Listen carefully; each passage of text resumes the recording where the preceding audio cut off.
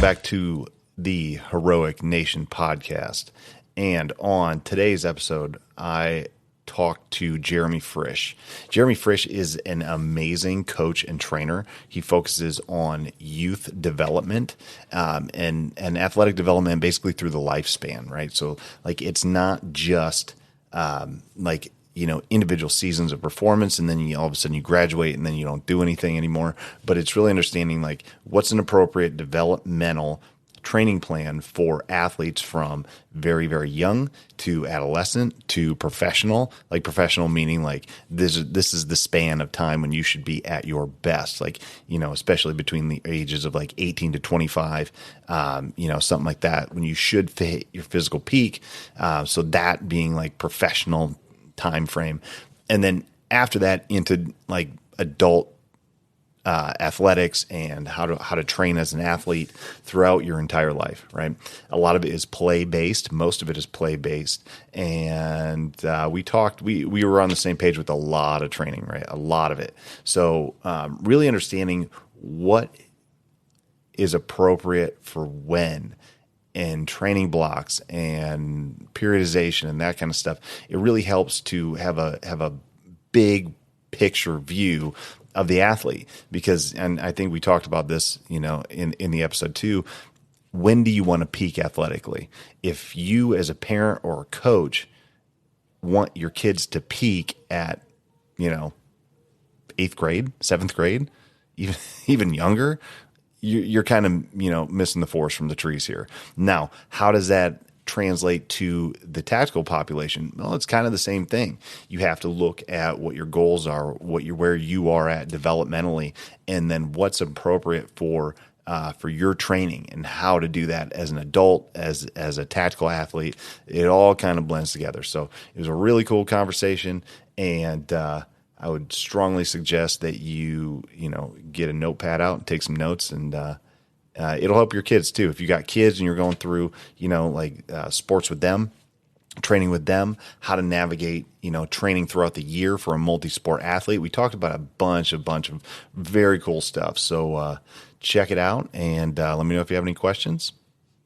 Jeremy Frisch. I'm good, man. How are you? Great. Sorry, I was a little late, a little crazy this morning down the gym. I was sitting around talking shop. This is much better for me than, sitting there writing programs. I can write programs tonight or tomorrow, Yeah, exactly. Well, cool, man. Well, I heard you on Ready State, and like, to be totally honest, like, I always watch certain podcasts and then I'm like, oh, I'm going to reach out to that guest. Cause one, it's awesome. Like I want to have the conversation. And two, it's like, maybe I can just circle Kelly Starrett until I get to talk to him, Right. He's a great dude, great guy, Yeah. and what they're doing is awesome. You know what I mean? And he's, the way he talks about training and breaks things down and presents, especially the stuff he does, but also like, he showed me a lot of respect for the stuff that I did too. So it was a great podcast. Yeah. Yeah. Kelly's one of those guys. I think he probably changed the trajectory of my athletic development into adulthood, probably more than anybody, as far as everything he did with like Mobility Project, like way early on. Cause I'm like a relatively OG CrossFitter, Sure. Yeah. So, Yep. So yeah, way back in the day. Anyway. So I was going to say that, I met not too long ago, like a young strength coach, and like one of his first books that he read was like Supple Leopard. Yeah. And it's like, it's so funny because my first book was like, I think it was like Only the Strong Survive by Bill Starr. It was like written in like 1970. It's like, that was my first introduction to strength training. Bill Starr's legit though. Like, oh, the man. He's awesome. He has some great articles. Everything there was a time where I would I searched for everything he's ever written as far as strength training goes, because he was like that at the time. That was everything. Like the stuff that he was writing about Olympic lifting and football training and stuff like that. It was like you couldn't find much out there. So anything he wrote, I just gobbled up. Yeah. When I took my first USAW course, this was like in 2010 or something like that. Yep. The guy who was running it had one of Bill Starr's books on his desk, and I was talking to him for a minute, and I looked down, and I go, "Hey, is that any good?" And he looked at me like, he was going to kill me. Yeah, He was yeah. like, are you an absolute idiot? Like, what is your problem? It's like, okay, all right, I'll check it out. It's awesome. Yeah, the good old days. Right. All right. So I really want to start kind of with your background because like Yep. everything that you're doing and everything that we kind of talked about on Instagram, like I think we really align with. And but I want to start back from like how you kind of got into like your athletic development and then how you progressed, and because that all kind of like plays an impact in where we go in life, right? Sure, sure. All right. So I'm the youngest of five boys. So you can probably guess, it's the only the strong survive in that house. So for me growing up, all my brothers played sports. So I was just sort of infused in that environment from the get-go. And I can't remember a day that in my life that I didn't like love football, or tell someone I was going to go play football when I got older and things like that. But really too, like my neighborhood, if you walked outside my house as a kid and you went 100 yards to the right and there's a park with a huge playground and a basketball court and tennis courts and a place to ride your bike. If you went left, you went out into the woods where there's a swamp and there was trails to run and ride your bike. If you went across the street up a hill, there was these boulders and these huge rocks that we used to climb all the time. You know what I mean? So I grew up in an awesome environment during the 80s, my parents weren't paying attention. Not that they, but it was just, I was a free range kid. I was the youngest of five, and that's just how things were then. So I was just out doing stuff all the time. You know what I mean? If we weren't playing as a group of kids, if we weren't riding our bikes or playing wiffle ball or playing football or things like that, we were off in the woods riding the bikes or setting up forts and, all stuff like that. But in elementary school, my future football coach, elementary school and middle school, my high school football coach was my phys ed teacher.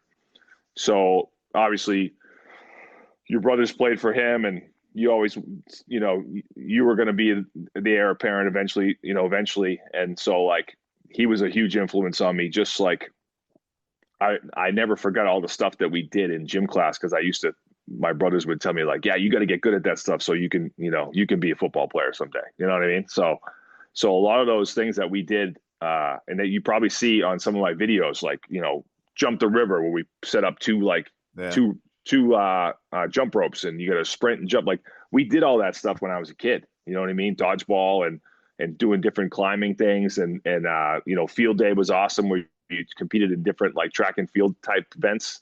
And so I just took all that with me into what I do now. You know what I mean?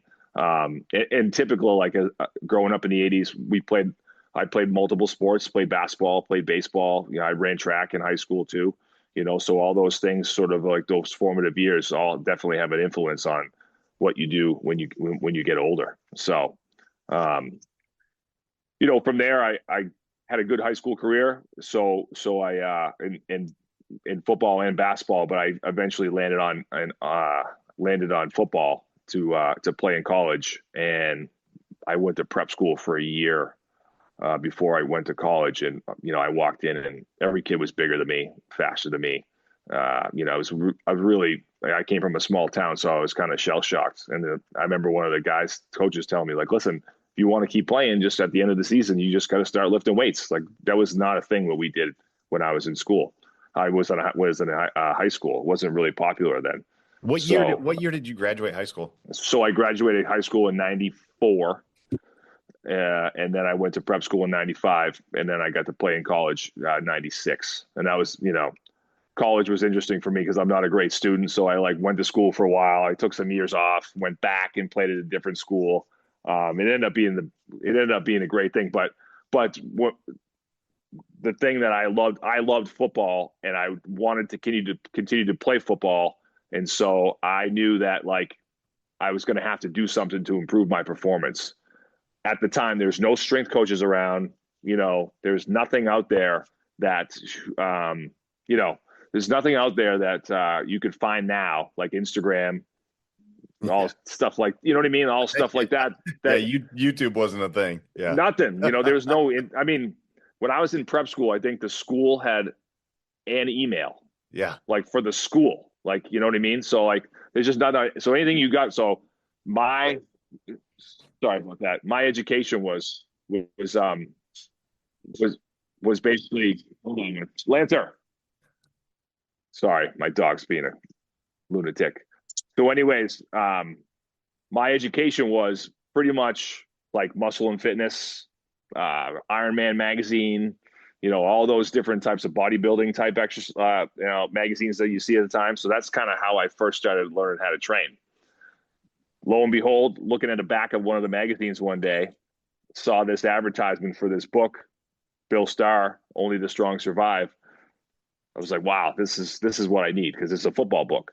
You know what I mean? So I ended up buying that book, and that totally changed sort of trajectory of like how I looked at training, because I was pretty much doing bodybuilding style training then, and then eventually got into that book where you're talking about sprinting and jumping and lifting heavy weights and doing all these compound exercises and things like that. So that's kind of how I got into it. And then I realized, like, some point along the way in college, like, you can probably make a career out of this. You can probably become like a strength and conditioning coach, because there was a school across the way in Worcester called Holy Cross, and they were a Division I school, and they had probably their first full-time strength and conditioning coach, a guy named Jeff Oliver, who I eventually worked for years later. But I'd go visit him and just ask him for programs and things like that, and he would help me out. And so that kind of got in the back of my mind that I wanted to be a strength and conditioning coach.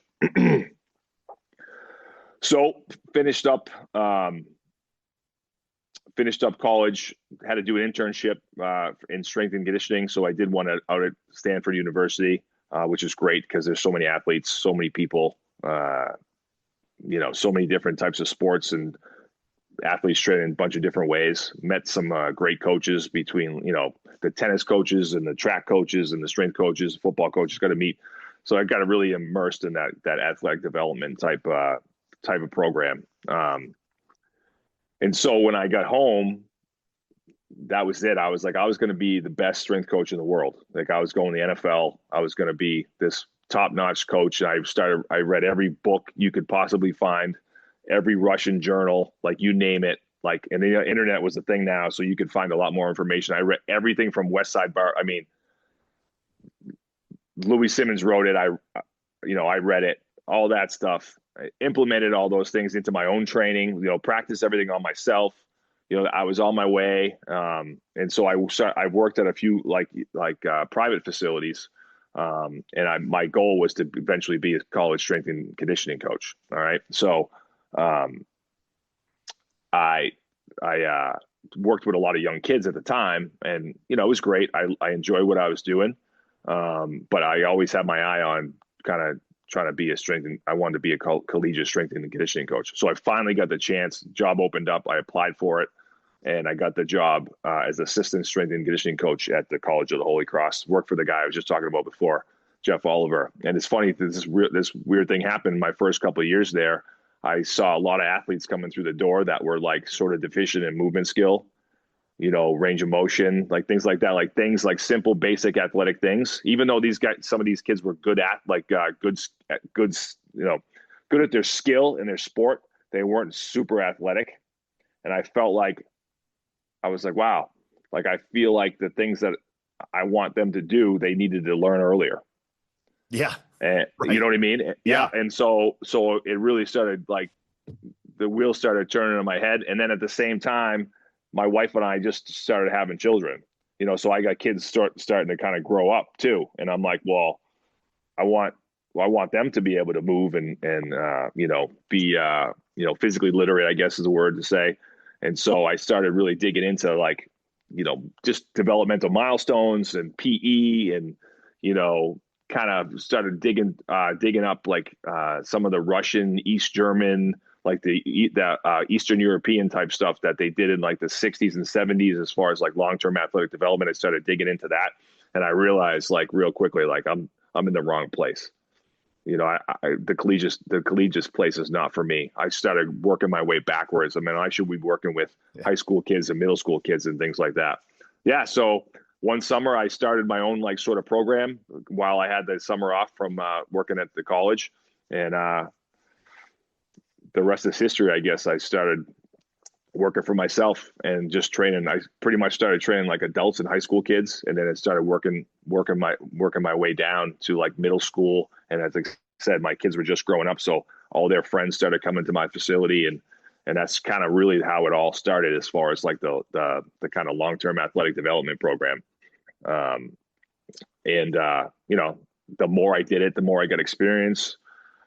You know, I studied more, read more books, talked to more coaches, realized like, okay, you know, this age group probably needs to focus on these certain things, and this age group needs to focus on these things. And so I started kind of really putting the pieces together as far as like what athletic development should look across you know, a longer time span. And that's pretty much how it all started. That is awesome. I'm just hang on a second. I'm making Yep. a couple notes. Sure. Yeah. So I hear that a lot from the more I like talk to other strength and conditioning, because I'm a cop, right? Yeah. Not a Yeah. strength. I'm like a pseudo strength and conditioning coach. Like I ran a CrossFit gym for almost a decade, and like I coach all my kids stuff and college sports and like that whole thing. But I'm not like a real strength and conditioning coach in the sense that I don't get paid for it, But Yep. but the more I talk to people that have been up to like Division 1 pro level, and then, it always seems to like filter back down where it's It like does. once you get to that point, it's like these athletes are so good that they're already cemented with a lot of things. So you kind of just like let them do what they do. And I don't know. I hear a lot of people, it almost sounds like you can only impact them so much. And then it's like it becomes where it's like, well, let's start working back down to the youth and to elementary, middle school, that kind of thing. And I Yeah. think it was Christian McCaffrey's coach. I'm drawing a blank on his name, but he kind of did a lot of the same stuff. So yeah, that's pretty cool. Yeah. It's fun. I mean, don't get me wrong. When you get a stud, right? Yeah, It's so fun to train the studs. You know what I mean? It's like you've been given a gift, and you can just pretty much do with anything you want with them, and they make you look really good. You know what I mean? yeah, And I've had plenty of those. I had plenty of those dudes over my career now, showing up. But I get a real kick out of and really enjoy having a kid, when you meet them when they're like fourth or fifth grade and maybe a little chubby or maybe a little awkward or uncoordinated, and you work with them for a while, and then you see them grow into like, big, strong, fast kid, and they get that work ethic that they sort of that you helped kind of instill, and you just see them like night and day difference in their athletic ability from when they were younger. You know what I yeah, mean? yeah. Absolutely. It, I actually it, just had that happen in the weight room because I run the strength program for my son's football team, and yep. so I've gotten to see when I was running my CrossFit gym, training him and his buddies in like fourth grade, and then now as going into their senior year, it's seeing the massive developmental growth, and he kind of yelled at me the other day. My son did. He was like, "Hey, why'd you crap on my buddy?" I was like, "What are you talking about?" Because after our workout, I made him stand. I made this kid stand up. He's one of our linemen, and Yep. I was like, "Hey, I just want everybody in the room to take a look at Landon." And like he squatted, I think like 325, and it was really good squat. It was awesome Yeah. set. And I was like, if you would have told me when he was in fourth grade, based on his movement and his build, that he would be squatting 325, I'd have been like, you're on drugs. There's no Yeah. way. But yeah, I mean, my point was like this, seeing that shift and seeing that development, seeing like, just that base layer, and then coming to a point where you're peaking at the right time. Like that to me is like we're doing something right here versus like 100%. burnout in sixth grade and then, chronic injuries in eighth grade. And then the kid's done playing sports by freshman year. Yeah. Yeah. And I think that's why you could never, like, you get a kid who dominates when they're that young. You just don't, like, you can't be like, oh, this kid's definitely going to dominate when he gets older, because you just don't know. Like puberty it's just a great equalizer. So you see kids who, I mean, it goes all across the board. I mean, some kids are just studs since they were freaking started crawling, right? And they're just always studs. But you see kids who dominated when they were bigger than everyone when they were in fifth or sixth grade, and then by the time they're high school, they're average kids. You see kids who are not good, who just worked really hard and eventually, got to high school and really got so much better all across the board too. Not just, skill, not just like size and speed and strength wise, but also skill as well. Because when those things kind of get in place, I feel like your skill level gets to go up. You know what I mean? So I think that happens a lot with kids, is that there's kids that have actually decent skill level. They just don't have the physicality yet to show it. You know what I mean? But if you really look close, you see a kid sprint or jump or stop or change direction or throw a baseball or catch a ball, and you can see that coordination there, but they just don't have the physical skills yet to back it up. But like I said, if you look close, you can see those kids. And if you really watch them over the years, you'll see them kind of blossom at the right time, which is cool to see. So You know what I mean? when you're saying that, are you talking like they don't have the physical like strength to Yeah. add to like the shape? Because I always look at like movements and shapes. If we're making the right like a Yeah. good looking movement, then like especially when they're younger, like I could care less really how fast they're running as Yeah. long as the effort's there and the shapes are there and like the movement and mechanics are like, yeah, and you can just look at it and be like, man, that's a pretty looking sprinter. You know what I mean? Yeah. Like, so is that kind of what you mean? Exactly what I mean. Yeah, you can see like even my oldest son, when he was in probably fifth or sixth grade, he ran well. He could like change direction, like where it like looked good. You know what I mean? But he wasn't blazing by the other kids in his group. But now he's got the strength behind it, and and he's put some work he's done speed work and stuff as well. And now you can see it kind of really happening. You know what I mean? Yeah. So yeah, I'm the same way. I'm always looking for like, is the kid doing the stuff the right way? Who cares how fast he's doing it right now? You know what I mean? So yeah, you're spot on.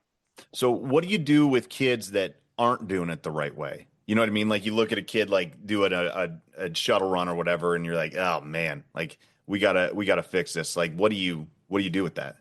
You know what? If they're young enough, I don't do anything. I just try to expose them to as many ways to do things as possible, so they figure out their best sort of because you want them to become problem solvers, right?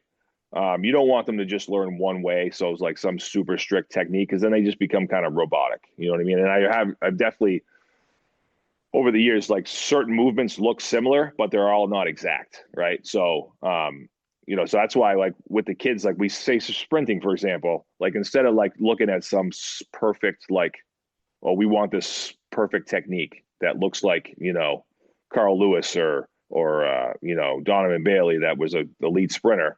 Like I want to put them in a whole bunch of different situations of sprinting so they find their best way. You know what I mean?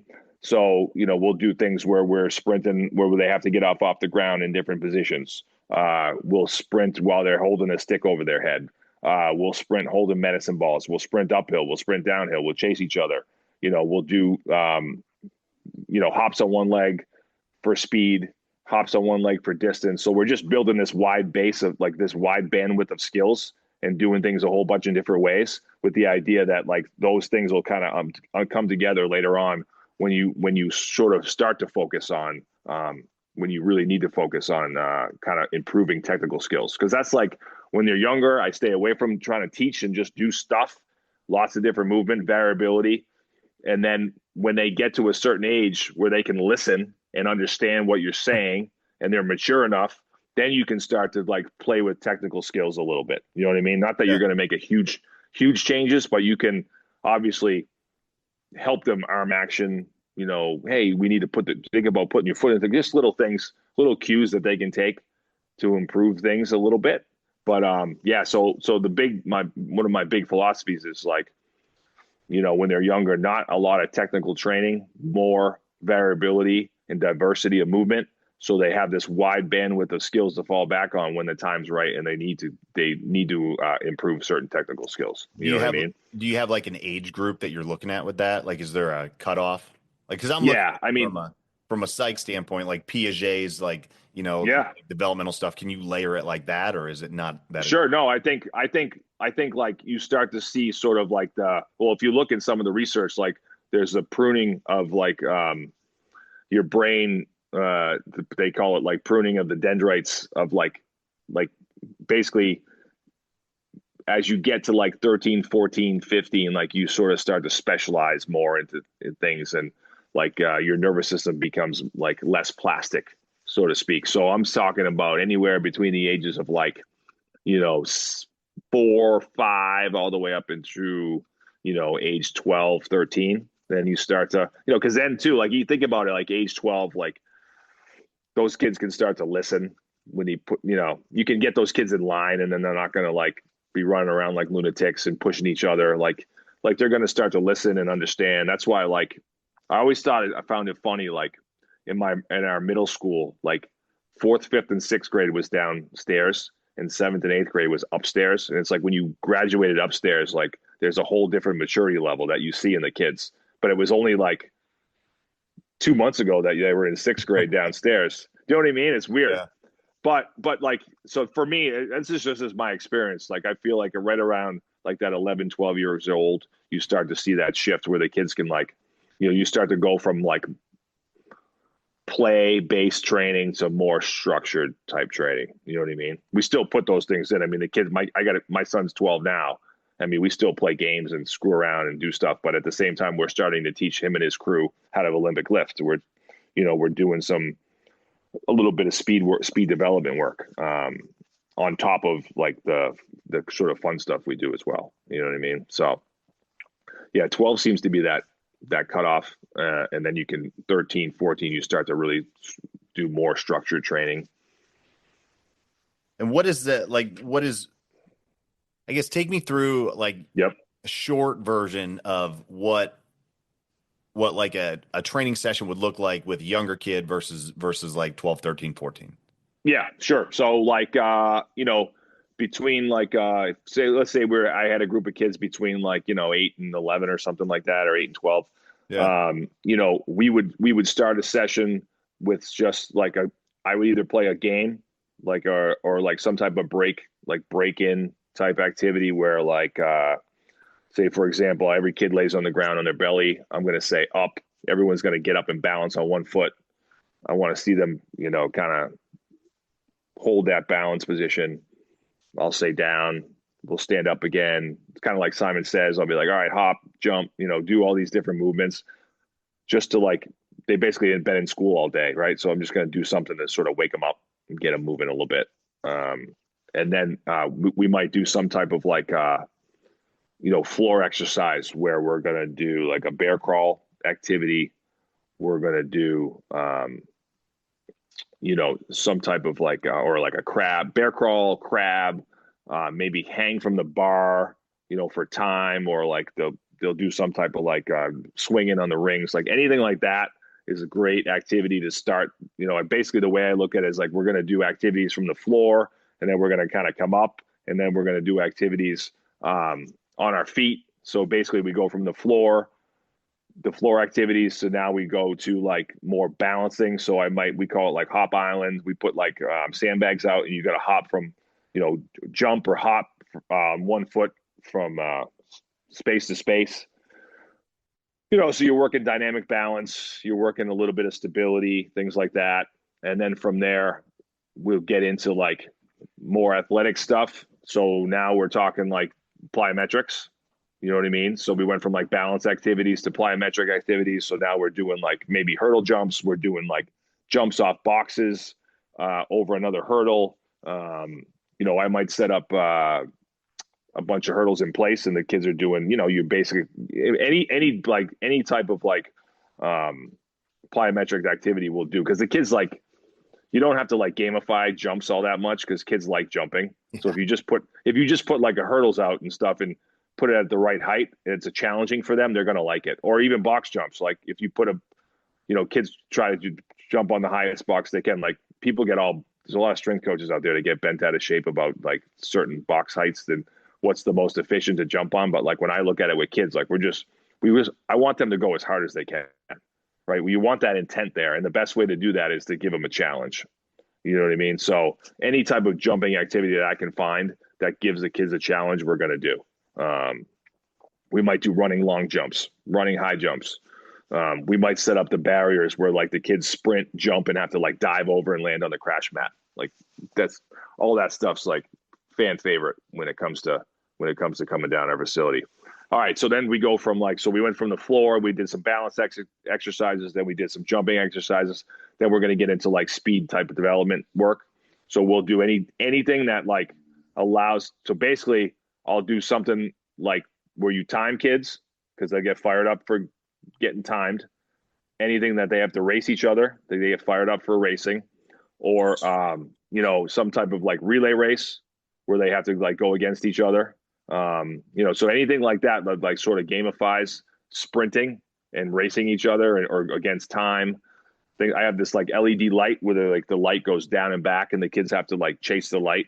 You know, throw a tennis ball, and they have to like run a tennis ball down. Anything like that forces they'll go all out and go hard. We'll do, and I call to me that's speed work. You know, that's your speed development type stuff. And then from there, we'll usually finish the session off. That's be almost 45 minutes to an hour.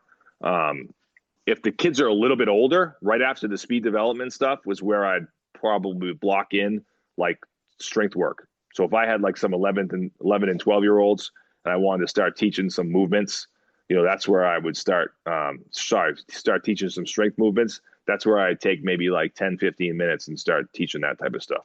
You know what I mean? Yeah. So, you know, whether it's like a front squat or back squat or, you know, dumbbell snatch or push press with the bar. We get a bunch of training bars at my facility. So like it's nice because the different weights on the bars, you can manipulate the size of the kids and things like that. And then we finish off with like a game or like some type of like competing relay race, thing like that, you know? So that's pretty much for that age group. That's kind of how a session would run.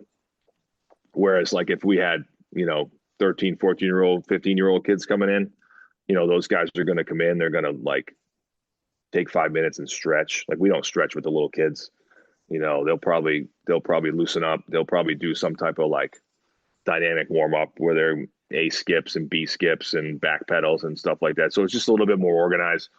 Some of my sessions though, with those kids that are trying to transition in, we might do some things that we did as younger kids. I still get them on the ground crawling, doing rolls. Our contact guys, like kids who play like hockey and football, like sometimes I have those guys on the floor doing like front shoulder rolls and back shoulder rolls and cartwheels, or, you know, doing rolls into like the crash mat, just because like those guys spend time on the ground in their sport.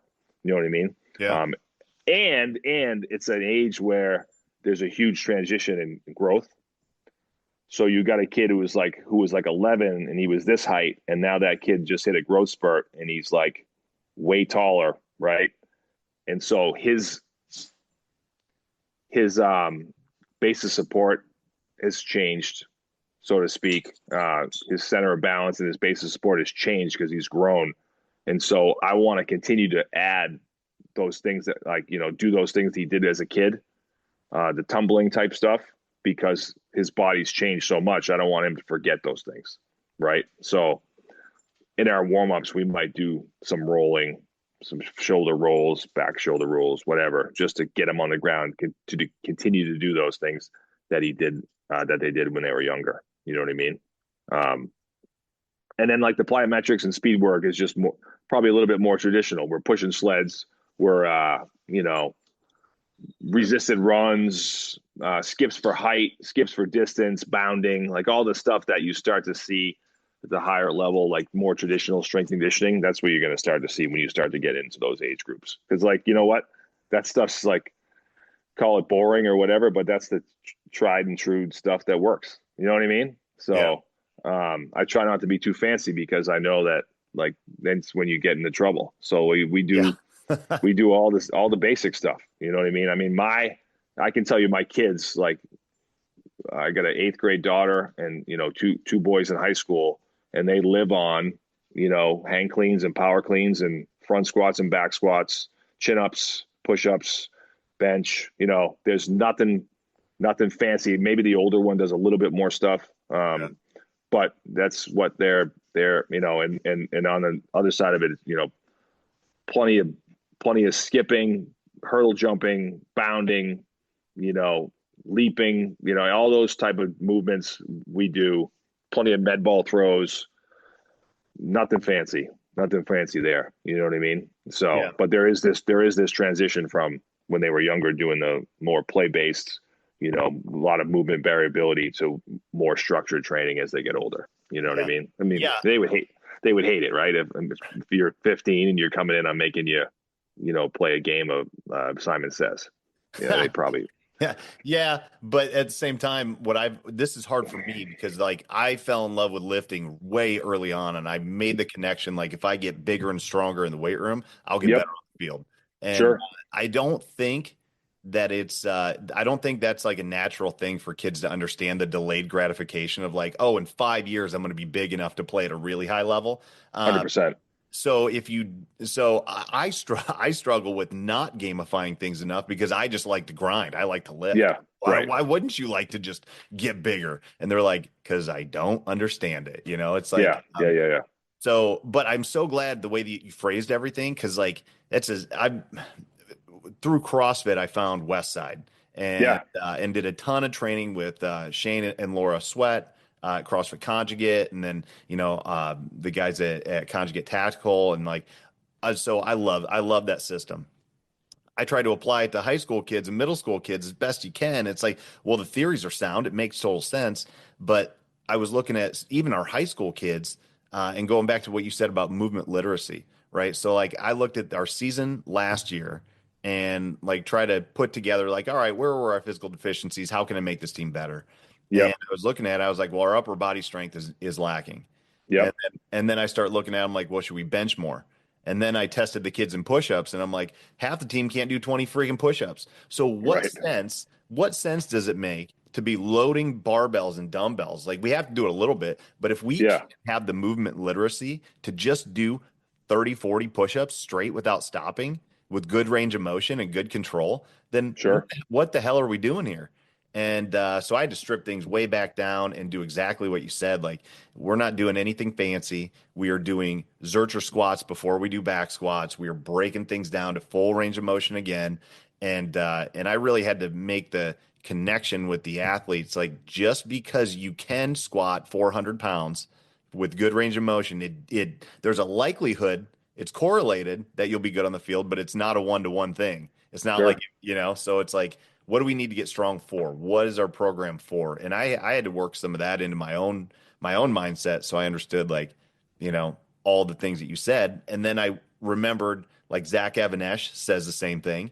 Oh And, yeah. and Jim Wendler talks about the Yeah. same thing with his high school kids. And I'm like, oh, well, these really smart guys that are way better than me are saying that and you. And it's like, all right, just don't freak out because I want to put together the best perfect program, especially because my kid's playing, you know what I mean, to make them as Yeah. good as they can. And it's like sometimes you overthink yourself.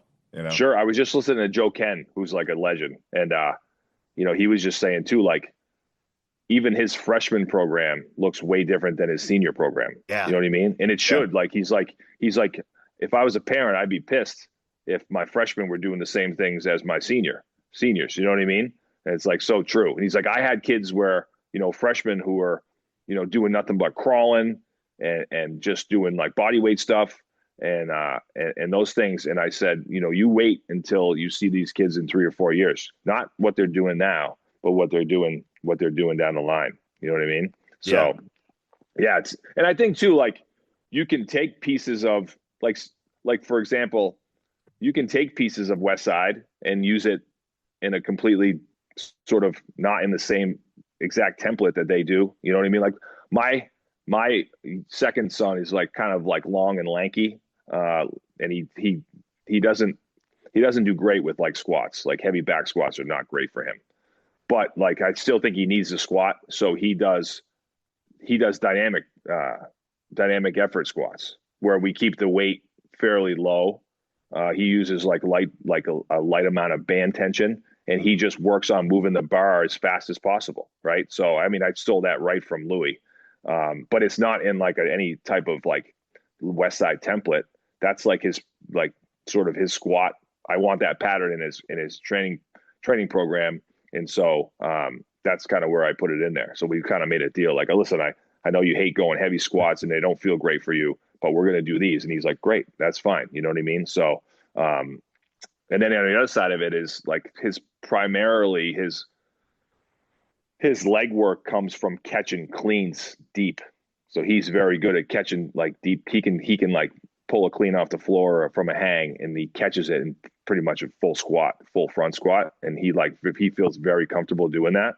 So like it's kind of neat. We get two exercises in one. You get the clean part and you get the deep catch as well. So I got sort of lucky too, as far as like when you're in because I've been in a school setting before, and I've been in a college setting. Being in the private setting, it helps with sort of like you can individualize stuff with each kid. You know what I mean? Yeah. Whereas like my oldest son, he's born to squat. I mean, he can squat all freaking day. He loves it. So every kid's different. Yeah.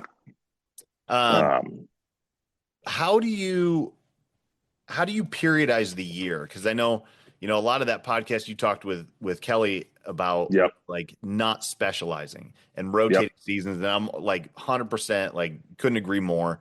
But at what point in the year, especially for a sport like football, Yep. where it's like as you get older, into your junior, senior season, and definitely into college, like you have to lift weights for this. So where do you put a season of strength and conditioning and like, or more specifically, like lifting, or do you do that, especially in an athlete that plays 2 or 3 sports? Yeah. I mean, I don't know how or why, how it happened. It started years ago, but I had a few athletes who ended up being, Division I, Division II kids who basically were so into training that they came all year round. And it sort of started like this, like other kids saw it happening and parents saw it happening. Like, oh, this kid lifts like during baseball, even though he's a football guy. And so I've been really lucky to have kids coming in that pretty much train with me year round, at least 9 months a year. You know what I mean? Mm-hmm. What I tell the parents, though, as I say, if you are playing multiple sports, you need to figure out what's your primary sport, what's the most important thing, and then like you need to train during some other sport period. Like, because you got to say to yourself, like, it's not as important. You know what I mean? Because like this sport's the goal, right? That's the thing you want to play. That's the one you love the most, and that's the thing you want to put your time into. So even though like if you do some training during this other sport, it might take away from it a little bit, which want to know what? I can tell you right now, high school kids, it doesn't really take away. It probably enhances like training through that sport. Yeah. I mean, I can tell you, man, I've had kids coming down, like hitting a squat workout and a power clean workout right before a basketball game. Yeah. Because like they're football guys, but they play hoops. You know what I mean? And they know like in their head, like I need to keep training. If I want to play in college, like I'm going to have to train through this time, even though it's not great. So I'm a big proponent of like speed work throughout the year. I'm a big proponent of strength training throughout the year. And the way you periodize that really comes down to like, how do you feel week to week, day to day? You know what I mean? So I'm like, even like my own kids, like I'll be coming in, I'm like, how'd you feel today? I'm like, we just friggin' practiced for 3 hours. Probably not going to hit the planned heavy lift that we had. You know what I mean? Yeah. Right. But we'll sit down with athletes and be like, all right, what's your practice schedule coming up? Like I always found that like baseball season was a great season to just get jacked because like there's not a huge caloric, like it's just all speed and power. Yep. You know what I mean? Like you're swinging a bat as hard as you can, you're throwing a ball as hard as you can, you're running to first or second. Like there's not like this big endurance expectation, right? And so like for all the kids that were primarily football or a different sport that played baseball, like we're going to use this time to lift as heavy as hell.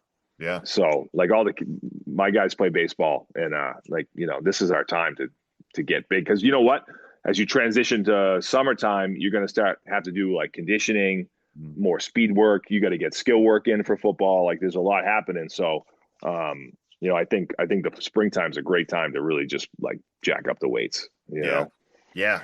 So Okay. Yeah, because I know it's I totally agree with what you're saying about like lifting in season is just going to help a high school kid, especially. yeah. I mean, when you think about it, unless you're really hardcore about like how many sessions would you have like an in season athlete doing that wants to train all year round? Say they're a football dude, but they're playing basketball Yep. season. How what 3 times a week, 2 times a week? Yeah, How do you two split to it up? three. Like my older one, like you all, and two, like you get to know the kids, like kind of like their exercise history and what they can handle. So like my older guy, he can probably handle 3 sessions a week during hoop season. Where Yeah. my middle guy, he's probably better off with two. Uh, um, where like we have another kid that comes in who's he's primarily a baseball guy, so he's a pitcher. It's throwing like 88, 89 right now. He played basketball this year, but he pretty much trained, some days he was in there 4 days, so Yeah. but I think if you're going to train year round and you're going to play multiple sports, you're looking at least getting in 2 sessions, and if you're feeling good, a third session a Yeah. week. You know what I Yeah. mean? And again, it's you can map it all out ahead of time, but it really comes down to how you're feeling at the time. Yeah. You know what I mean? That's Yeah. really how you do it. And those days, like, right, you have a day where like you're like, Coach, I feel great. Like I want to go up. I'm like, fine, go up. Like Yeah. that extra weight's not gonna, like, I don't think it's gonna take away from your game tonight or tomorrow. You know what I mean? If anything, like I said, it's with high school kids, they're still developing so much. Like with anything, it'll enhance things. So Well, and I would even make the comparison to like, all right, so say you're hitting a workout at 3 o'clock, you got a game at 7 o'clock, especially yeah, for a high school kid. And like Mike Bergner says, if the griddle's hot, you got to cook. So if you want to yeah, go up and you want to, like, you're feeling good, like I got another 5 pounds. All right, I got another 10 pounds. Hit it, see how it goes. sure, And sure, then I know through training and competing in CrossFit, like you do multiple max effort sessions back to back in a competitive environment like that. yeah, Like you're going to be okay. It might take a toll on the back end, but you're probably going to be fine tonight. yeah, Especially you're talking about a kid that trains all the time anyway. So right, I don't, right, I wouldn't take a deconditioned kid and make him do that and then go make him play hoops. sure. That And might not be a great idea, but I do think like that time period too, like where as you're developing through his freshman, sophomore, and you start to do, like, you load more and more work, like their ability to handle volume increases. yeah, You know what I mean? Like obviously there's a max, or like if they're not getting enough sleep or things like that, they get sick. But like you can accumulate volume and slowly add to it over those years. You know what I mean? Which will be very important for them because like college coaches don't give a crap, and they just yeah, destroy you with volume, with between practice and meetings and skill work, and then getting in the weight room, and then they get pissed at you and they do some stupid conditioning thing and make you know what I mean? Like just yep, to so like I think doing a lot of stuff in high school prepares you for like some of the dumb shit that's going to happen in college. And yeah, like people like get all worked up when I say that, but coaches do dumb shit in college. I've been around it a lot. I had a group of lacrosse players one day, and like they came in ready to train, and I'm like, I'm fired up. Like, let's go, let's do this workout. And they had just run like some absurd, like 25 110s at the end of their practice. And I'm like, what? Like, how does that help anyone? Like their strength training session with me is trashed. How they're going to feel the next day, the next couple of days, whether they got practice or game, is not going to be awesome. Like there's nothing good that happens. And they just did it just to like this idea, like,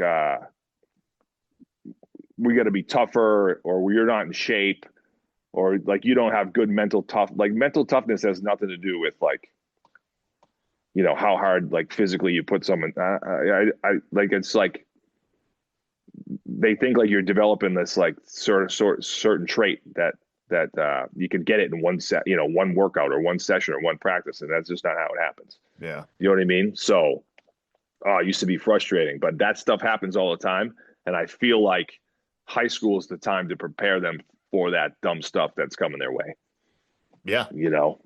So, yeah, I mean, I could go on and on about that stuff, but at the end of the day, like the best thing you can do with those high school kids is prepare them for the stuff that they're going to see down the line. So I want to come back to that in just a second, but Yep. last thing about like youth stuff I really want to ask Sure.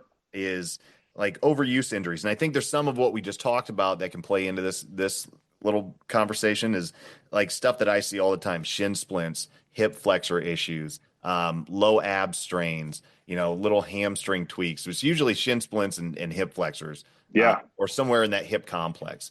How do you deal with that from a training standpoint or from a recovery rehab standpoint? Yeah, I mean, first, obviously, the biggest thing when I try to tell the kids is like, you got to get rest, but do they ever rest? Because like you No, can't yeah. just, they're not gonna. Like my daughter had shin splints for It's so funny you just said those two things, right? Because she went from playing basketball where like she's in 8th grade, so like this is the worst time. She's growing, and this is when you get like school. You get school basketball thrown on top of like travel basketball thrown on top of like rec basketball, Yeah. right? And like she's like, yeah, she developed shin splints, and I'm like, oh, I'm not surprised. Right. You know what I mean? Right. And right now she just transitioned from basketball to softball where she pitches, and she drags her back foot every pitch, and she feels like that hip flexor strain because right in they always say like, oh, softball, like it's not going to hurt their arm to pitch every game. But it does hurt their legs, but no one realizes like you're just stretching that hip flexor over and over and over and over and over again, for hundreds of pitches. So now she's like, yeah, my hip hurts. I'm like, again, I'm not surprised. You know what I mean? But the thing that I try to do with all the athletes coming down is like just make sure that our bases are covered. Like when we come down and warm up, are you doing things that can help, make sure those things don't pop up, or doing things to make sure that like if they do pop up like that, we're working towards it. You know what I mean? So the kids are always coming down doing extra stretching, just moving their joints through full ranges of motion. You would be surprised like how kids don't actually move their hips through a full range of motion even though they play sports. You know what I mean? You get them down in a quadruped and I'm like, start rolling your hips, like just kick that leg out to the side, move it, and they're like, I never done this before, Yeah. So like, I'm not a PT, but I try to like, and I don't want to be a pseudo PT either. So like when issues do arise, like if I think I can help the athlete with some stretches or some range of motion work or different types of warm ups, I will. But at the same time, like I don't want to be a pseudo PT. That's not my job. So I'll refer them out when I have to. Yeah. So I am not like, my ego is not there where I'm like, I think I know everything. So I'll either send them somewhere or I'll call someone and be like, hey, this athlete that I have is presenting with this issue. What are the things that I can do to help them get better? So, Yeah. But I honestly think, like you said, there's just so much. I think most of the issues that you see pop up is overuse. Yeah. Overuse in one thing and not enough general movement with their bodies. Yeah. That's the other side of it is just, I even ran into this like a month ago with myself. Like I was, I love doing conditioning. Like I'm like you, like I like lifting weights and I like training hard and like, and like I would wake up in the morning and granted I'm almost 50, but still like my hips were aching and my shoulder hurt and I'm just like, man, I'm training hard and I'm doing all the right stuff. And then I realized like, I'm not doing enough of the easy stuff. I'm not just taking a half hour and like moving around on the mat and just rolling over side to side and bringing my leg up and just all the just low intensity. I'm not doing enough walking. I'm not doing and the moment I started doing those things, I started feeling better. My joints started feeling better. I felt like I could move better. I wasn't as sore, and so like, think about the kids. Some of the kids are get up in the morning. They're sitting in class for 8 hours. Most of them don't have PE or anything like that, or like they don't really put an effort into PE because they're in high school, right? So it's like they don't really care.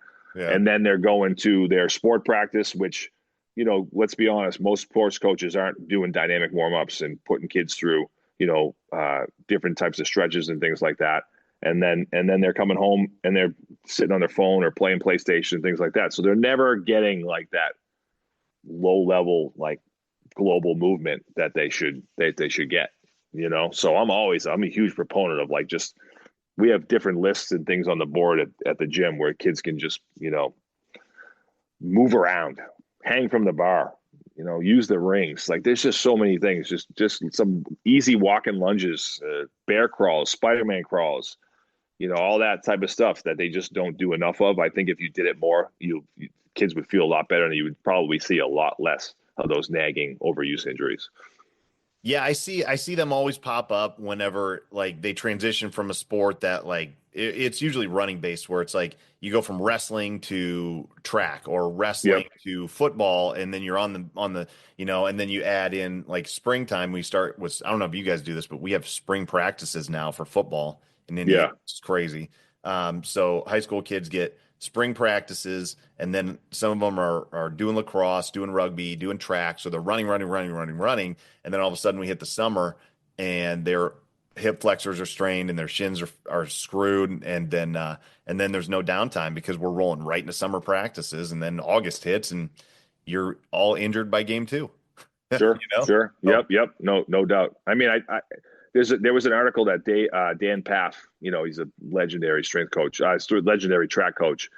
He wrote this article, and it's probably 30 years old, but it was just like, basically, when these issues come up with these like overuse issues or injury issues, like, you're not going to fix it with like any, you have to go back and just re-educate the athlete how to move. And sometimes what happens is, because they get so into their sports specific type training, that they let go of the general movements that your body should be doing. And the whole part of the workout was like these basic medicine ball circuits that he does, and crawling circuits and leg circuits and all these things, and they're really just meant to kind of re-educate and make sure that all your bases are covered as you go into your more sport specific training. yeah, I've put a few different types of like different contraction specific things. I got a lot of it from like Christian Theobald, who is like Yeah. the concentric, eccentric, Yep. isometric, using a lot of isometrics, especially Oh, dude. I mean, especially with in-season athletes. I love using isometrics with in-season athletes. I mean, I've been using ISO extreme stuff from like the Jay Schroeder, that type of stuff for, probably I saw him speak 20 years ago. Yeah. And literally all he talked about the whole time was ISO lunges and ISO push-up. He's like, if you can get good at these two things, first of all, he's like, this can be an entire training system on its own, just doing these two things this way. And like, every time someone asked him about like, what about this method or this exercise, he would like basically yell at you and be like, until you can do the lunge for 5 minutes or this push-up for 5 minutes with perfect, position and being able to contract the muscles the right way for this amount of time, you shouldn't think about anything else. That's a little extreme for me, but still, I took that and I use it all the time. You know what I mean? Anytime myself or I have an athlete come up with some type of issue where like we need to like really start over, I put them into isometrics. Yeah. Almost every time. And it sucks. Like, it's not fun to be in an isometric. I mean, you shake in and your mind's basically, I mean, you want to talk about like, I guess that's a little bit of mental toughness training there, right? Because basically your mind's telling you to stop. Yep. And you have to like let those thoughts kind of pass by and not like get caught up in them. Man, I do. I do that. That it's stupid, but it's super effective for my freshmen, right? 8th grade and freshmen. That Sally, bring Sally. Oh yeah, I do that, dude. I do that almost every day with them as a warm up, and it's just like isometric holds, get into a good position. It gives me time to move around the room and adjust people, and then then it can work on their headspace too, focus and attention, and just holding the stance for a long time and not jumping off sides. So, yeah. Right. And like, letting them know, like, this is like a big thing in meditation, right? Like, everything passes. Like Yep. things come and go, right? And so if you can teach, that's a great lesson to teach the kids. Yeah. Like this hurts right now, but you know what? In 5 minutes is not. You're going to be done, Yeah. right? So come on, let's dig deep. You know what I mean? So I love that. I love that type of stuff when you can teach them like how their brain works, Yeah. and how and like even though you're telling yourself right now, are you telling yourself to quit? You can actually let that go and keep going. Yeah. Maybe not forever, but you can get stronger and stronger at that, and that can help you in your life everywhere, Yeah. especially as you get older. Right. So So let's segue a little bit into, I know you train adults, and I want to talk a little bit about um, like tactical populations. If you ever train with first responders, cops, military, anything like that. yep, It's kind of what your thoughts are on training adults versus, kind of what we just talked about. Because I see there's this Venn diagram of like age groups that you're talking about here, and it's like there's so much overlap with it. And like you talked about um your training, holes that you had. And like I think about that for my training too. And I'm like, man, I miss a lot of play. Like, so I've yep, been focusing more on just going back to like some of the little kid stuff. And, I got a 6-year-old, so jumping around with him. So yeah. yeah, yeah. Well, I'm just like you. Like for me, I guess like a hard training session, everyone thinks like it's not. I just really enjoy that stuff. Like Right. I just like if you gave me like a kettlebell and a hill, I could do a workout that's going to punish me, and I love it. Yeah. Like I feel amazing, but not a lot of people probably would not like that, I right? don't, I don't, So, I don't think we should get together and train. I think one of us right, no, it's end up right. in I the know. hospital.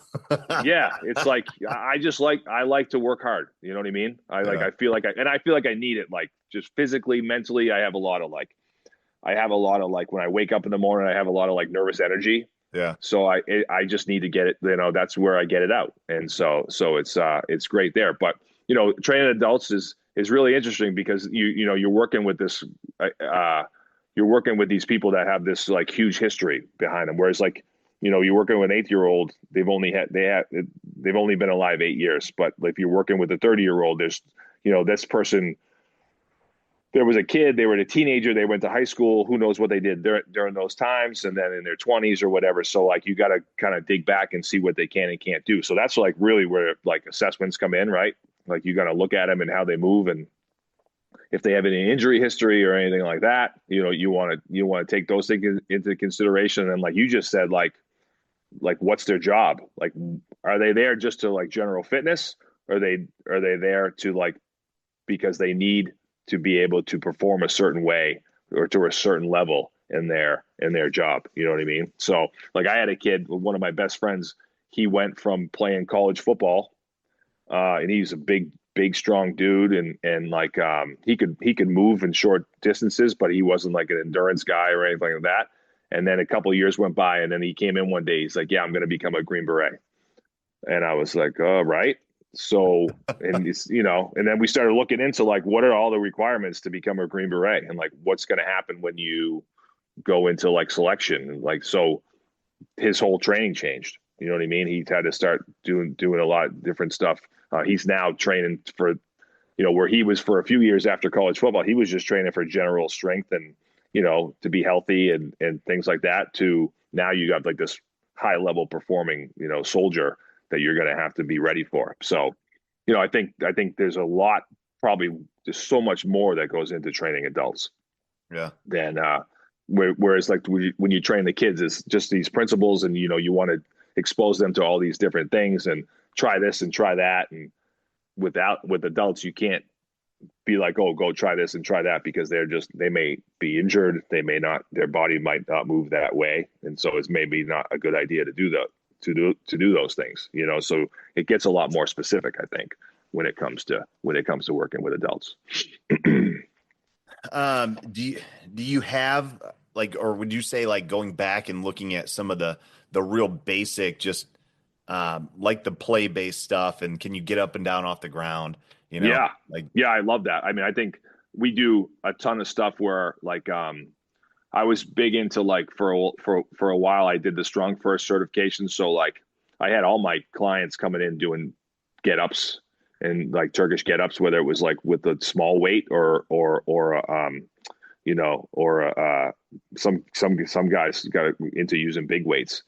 We still do like a lot of my adult group fitness groups. We do plenty of bear crawls and different types of those I guess I'd call them phys ed moves. Yeah. We definitely bring those back and do a lot of that stuff where we're balancing we like put everyone in a bear crawl and we'll balance on like 2 points, like a left hand and a right foot, or balance on 3 points where you're two hands and you're trying to lift one foot off the ground. So like we'll do like little things like that. We still do different types of jumps and I might still make it challenging in a way. For example, we might do like a bear crawl on a 2x4 and everyone's like, oh, I can't do this, so it's kind of game like. It's not like really a game, but it's definitely like sometimes can be more enjoyable than your typical grind with like barbells and dumbbells and things like that. And I think for adults, they don't, you don't get any of that in your daily life. So I like to do those things. And so we use med balls. We'll do med ball relays with the adults. Plenty of different types of throws. Sometimes we'll time them just to make them, sort of get that competitive feel in a session. But at the same time, in my group workouts, we'll still do plenty of kettlebell swings and dumbbell presses and push-ups and things like that as well. So I do try to take, as far as adult, especially our group workouts, I try to make sure there's a little bit of there's all that stuff. Like there's a little bit of play in there. There's a little bit of make sure you can handle the ground, you can get up off the ground, doing things on the ground. But also at the same time, I still think dumbbells and kettlebells and medicine balls and stuff like that can really sort of help with strength, range of motion, just being more resilient, more structurally sound, things like that. So, because I always tell the adults that come in, like, listen, you're here. You should, I know you want to enjoy it, but like you're here so you can go out and enjoy it the rest of your life. Yeah. You know what I mean? You're coming here to be able to move and be able to get better at moving and be stronger. So you can, not so much that this is your home away from home, but like you want to be able to go out and enjoy your life, whether it's like doing recreational things or your work or you're playing with your kids or all that stuff. You know what I mean? So, but I was in the same boat as you. When the kids were little, I'm always wrestling with them and chuck. Half the equipment I got down the gym is because I picked up so that my kids could play with it first. You know what I mean? Yeah. And then it just became part of the gym in the program that we run. But I used to love. Now they're all bigger. For me now, it's just watching them do stuff is great to see. So yeah. I stole a page out of a post out of your Instagram the other day with my athletes. So I've been asking for sleds. I've been asking for prowlers, and they're like, no, we're not getting you prowlers. So I saw you pushing the hand pads, the hand shields with the weight on it. And I was like, oh, I don't know why I didn't think about this sooner. But I had that lined up on the field, and I was like, all right, here's what we're doing. We're doing, here and here. And I gave them the parameters, and they all laughed. They're like, it's going to be easy. I go, all right, let's get after it. And it was one time that they were about like, they were confused as to why it hurt so bad and why I was like, hey, I told you this is no joke. It's tough. Yeah, that's awesome stuff. We used to do, I don't do it anymore because I have the equipment, but we used to do similar. We used to do plate pushes. Yeah. You'd have to push a plate on the turf. And that would just crush kids. Just crush kids. Yeah. So it's funny.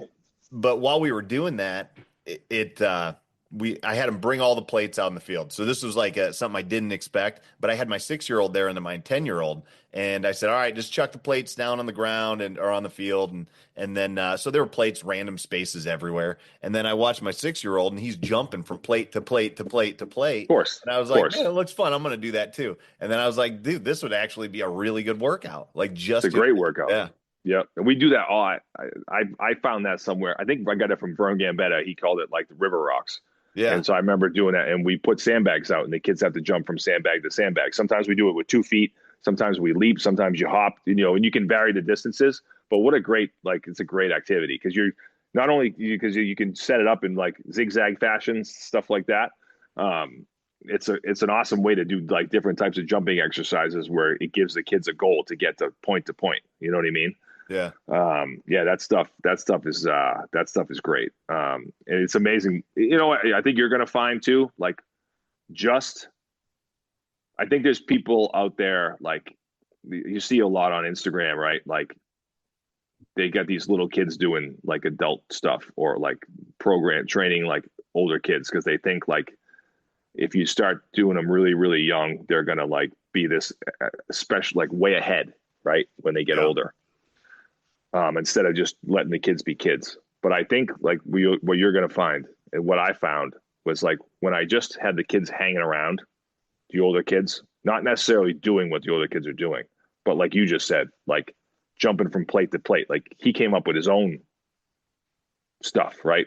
Yeah. I think you're going to realize like down the line, like they're taking everything they're seeing in, and eventually they're going to be like, oh, they're going to get to a point where like they're going to want to do that stuff that the older kids are doing on their own without you having to be like, oh, we need to do this stuff, because they're just being immersed in it and growing up in it.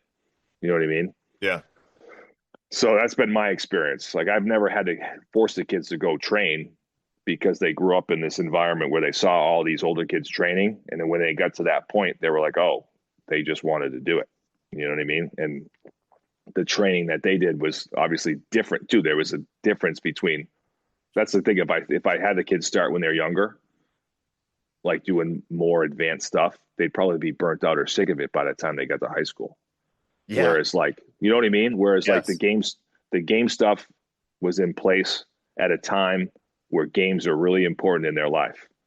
And the structure stuff was implemented at a time when those kids need structured stuff. You know what I'm saying? So there's this change and transition over the years. Yeah. I think too, like there's a little bit of like, you got to earn it, right? Like you're not going to move on to these exercises until you can do these simple things.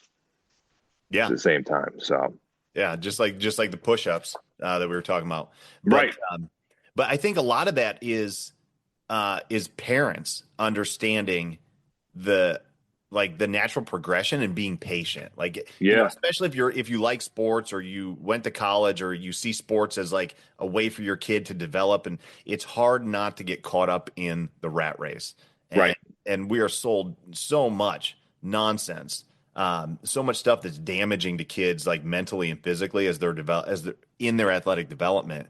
And that's where, like, I remember watching my oldest in 4th and 5th grade going like, oh, I should be pushing him harder because he's not quite up to par with these other kids. And it took me active thought to be like, settle down. Like, you don't want your kid peaking in 6th grade, and I was lucky that my dad never pushed me like that. So he gave me a chance to develop and just gave me structure to kind of like be and do and figure out kind of what I wanted to do, and then help me develop along the way appropriately.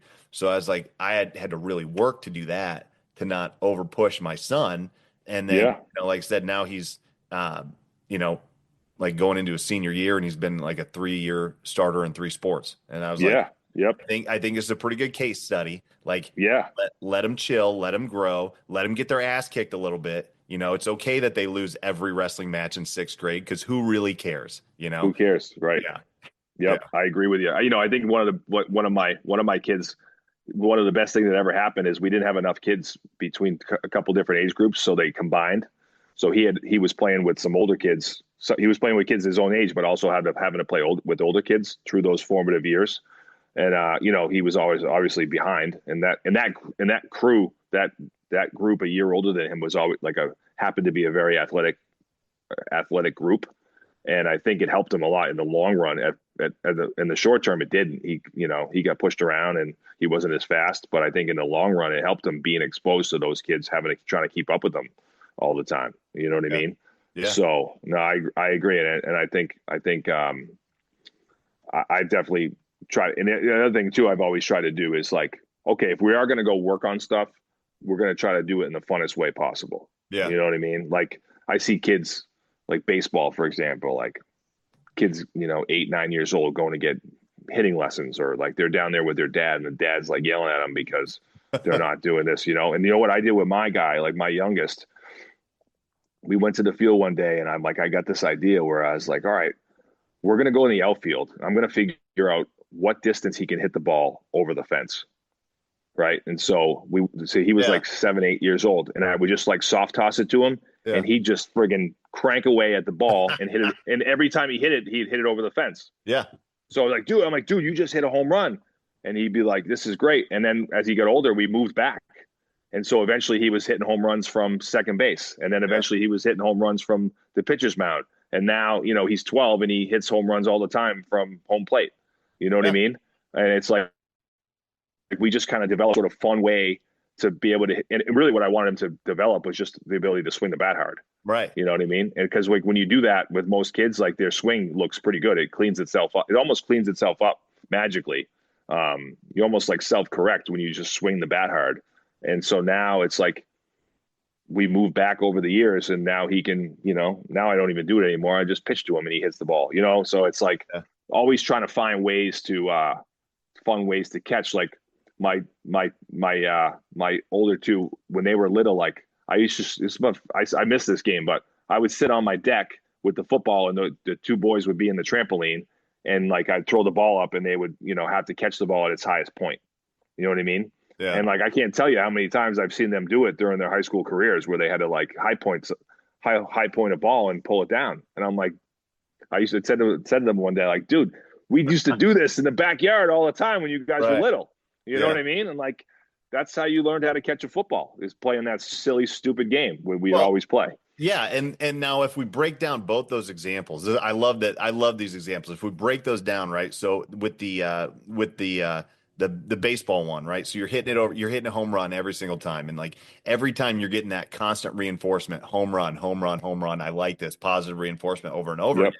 It doesn't become as frustrating, and then you're allowing like starting at a point that's way more appropriate. Like, I mean, if you look at it and you started pitching to an 8-year-old at home plate and tell him to hit it 400 feet, like that'd be like loading a barbell for 500 pounds, your first deadlift, and being like, lift it up. Like, of course, 100%. You're not going to get it. So what are you're not going to pull as hard because you think, one, it's impossible. And two, if you do, you're going to get hurt. So yeah, for so many reasons, that makes way more sense to shorten the field, to make that reinforcement like way stronger. And then if you break down the trampoline example, like that's overspeed. Like you're using that overspeed bounce and that acceleration and that high point. And yeah, it's all the same thing that people put together in like overly complex sports specific programs and charge $1,000 a month. So 100%, so true. Yeah. So it's any activity with the kid, you can try to make it more enjoyable. They're going to come back for more. Right. Yeah. So I think that's the key.